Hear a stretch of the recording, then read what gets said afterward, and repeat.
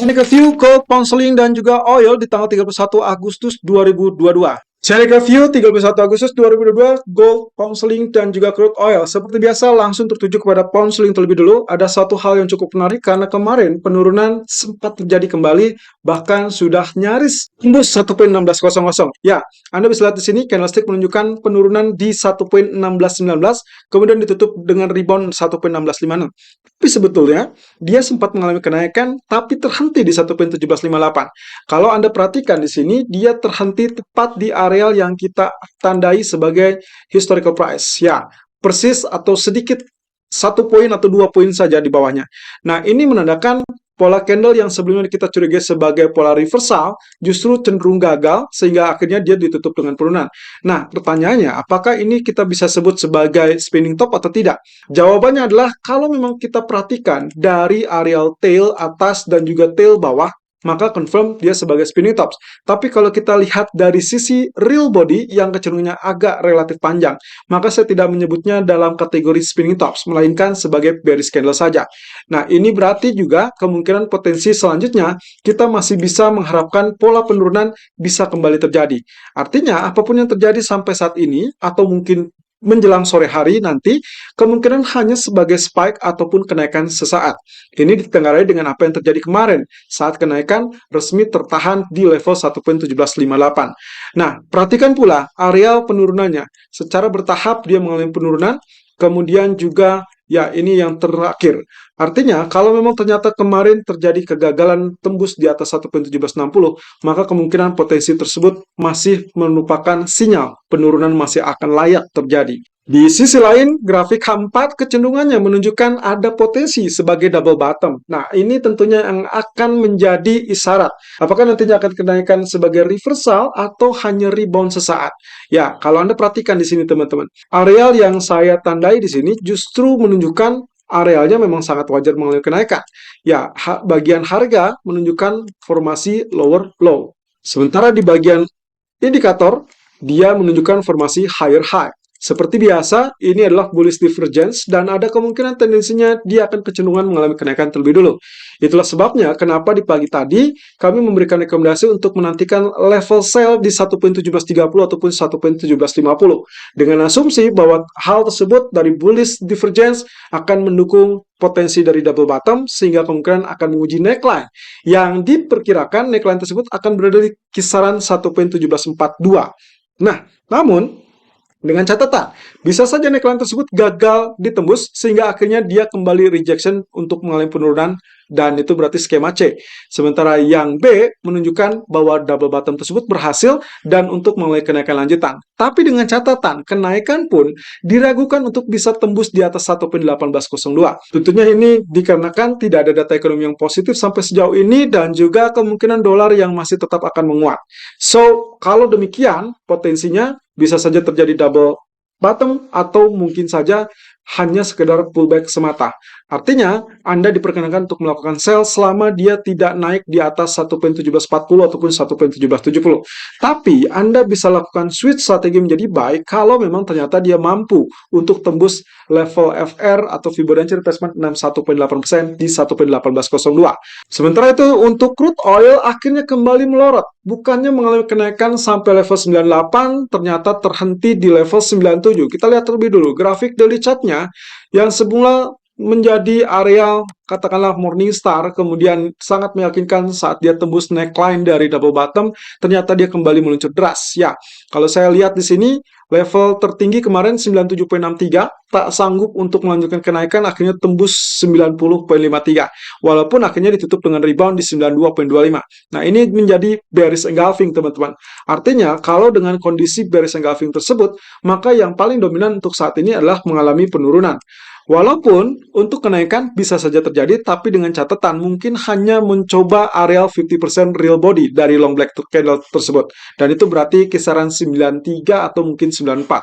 Jadi yang paling aman untuk hari ini kita mengambil areal sell on rally. Nah, sementara kalau kita perhatikan dari grafik H4 yang kecenderungannya secara tidak sengaja tadi malam sebetulnya muncul dengan pola bearish divergence. Ya, dia langsung rejection turun dan terhenti di 50%. Oke, ada dua cara teman-teman. Untuk yang terbaru seperti apa yang sempat kami sampaikan tadi pagi, bahwasanya Fibonacci retracement kami tarik dari area yang tertinggi ya, atau bottom 86.27 sampai tertinggi 97.63. Nah, dengan demikian harapan berikutnya teman-teman, kami mendeteksi ada kemungkinan potensinya dia naik hanya untuk menguji resisten ataupun 50% dari real body long black. Ya, ini berarti 94 maksimumnya. Selama dia tidak naik di atas long black candle atau high long black candle di 95.60, maka kemungkinan dia dianggap sebagai pola penurunan. Ya, jadi kebetulan kalau misalkan kita perhatikan di sini, saya lebih berharap pembentukan area dari head and shoulder. Jadi kemungkinan dia akan mengalami yang namanya rally, lalu kemudian dia ditekan turun kembali. Jadi kalau misalkan itu terjadi, maka kita akan dapatkan pola head and shoulder. Dengan neckline kemungkinan akan berada di kisaran tersebut atau mungkin saja di 90.60. Ini berarti kalau misalkan tembus 90.60, Anda diperkenankan untuk mempertahankan posisi sell Anda. Dengan demikian, strategi yang sempat kami share tadi pagi pun masih tetap berkisar yang sama. 93.30 tidak ada cara lain untuk tetap mengincar sell, lalu kemudian targetkan 91.30 maksimum, tapi kalau misalkan tembus 90.60 Anda masih bisa follow sell juga, dan potensi ke 88 atau yang terdekat di 89.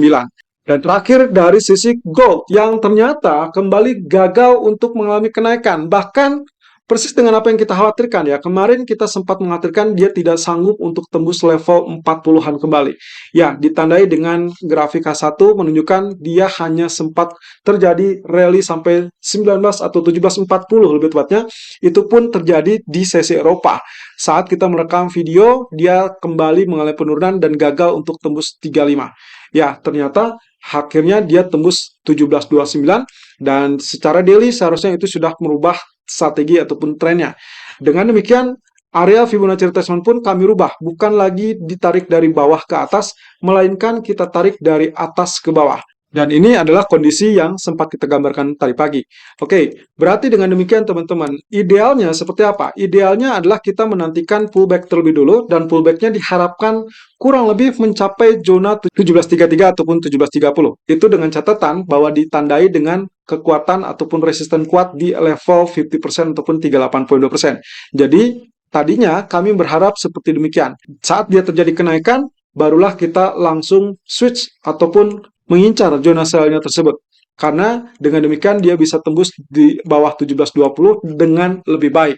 Tapi mengingat area yang sekarang terjadi, level low 17.20 dan high 17.26 masih tertahan di level 23.6%. Ada cara yang lain yang memungkinkan akan terjadi pembentukan level bearish rectangle secara pendek ataupun short term. Anda perhatikan, level yang saya maksud adalah kalau Anda lihat di sini, lalu kemudian dilihat di bagian ini, maka yang kita dapati adalah pola berdasarkan pembentukan area rectangle. Nah, dengan demikian, bearish rectangle-nya akan seperti demikian, dan dia akan terjadi penurunan lanjutan di bawah 17.20. So, bolehkah saya melakukan untuk follow sell? Ya, jika memang ternyata tembus 21 atau 17.21.00, pastikan dia tembus dan berarti next candle harus ada di bawah 17.21, Anda bisa langsung follow sell saja, tanpa harus menunggu level 17.30 atau bahkan 17.33. Sementara itu, kalau kita perhatikan dari grafik H4-nya, teman-teman, perhatikan areal ini. Kemarin kita menggunakan potensi dari bullish divergence ditambah dengan posisi double bottom dengan neckline 1759 yang ternyata sama sekali tidak disambangi ataupun tidak dicapai. Dia tertahan di level 1740 dan kembali turun. Oke, ada dua hal yang memungkinkan ini bisa kita baca sebagai pola baru. Kalau saya tarik ke level ini, maka yang kita lihat adalah falling wedge, yang artinya falling wedge memiliki kebiasaan untuk terjadi pergerakan seperti demikian. Ini yang kita harapkan, teman-teman. Namun, kalau misalkan kita lihat dari pola pergerakan yang ada sekarang, justru dia sudah mengalami penurunan. Jadi kalau kita lihat di sini pola penurunannya, lalu kemudian kemarin kenaikan sudah tertahan, kemudian dia turun lagi lebih rendah. Jadi kita harapkan sebetulnya area akan bertahan di level 17.10, 17.15. Diharapkan mungkin 17.10 pun hanya berupa tail, tapi sangat layak untuk Anda lakukan short selling. Seperti yang tadi digambarkan di grafik K1, tembus 17.21, Anda follow sell dengan potensi target 17.11 ataupun 17.12. 17.10 akan menjadi tail, lalu kemudian dia akan bangkit kembali, dan akhirnya dia akan terjadi penarikan ke atas. Dan ini yang kita harapkan. Tapi kalau misalkan berdasarkan apa yang sempat kita alami, maka kemungkinan potensinya bisa saja terjadi rebound terlebih dulu. Saya anggap asumsikan adalah posisinya dia masih bisa untuk menjangkau kenaikan terlebih dulu seperti yang digambarkan di grafik pagi tadi. Ya, dengan harapan 17.30, 17.33, maka hati-hati di level yang memungkinkan untuk terjadi penurunan lanjutan. Ya, perhatikan saja di malam hari apakah nantinya dia akan terjadi rebound yang cukup besar apa tidak terkait dengan data ADP atau bahkan pernyataan dari Fed speaker. Namun, saya tetap mewaspadai dengan potensi end of month flow. Selalu gunakan stop loss dan manajemen sesuai dengan equity dan strategi trading Anda. Irfan untuk Agrodana.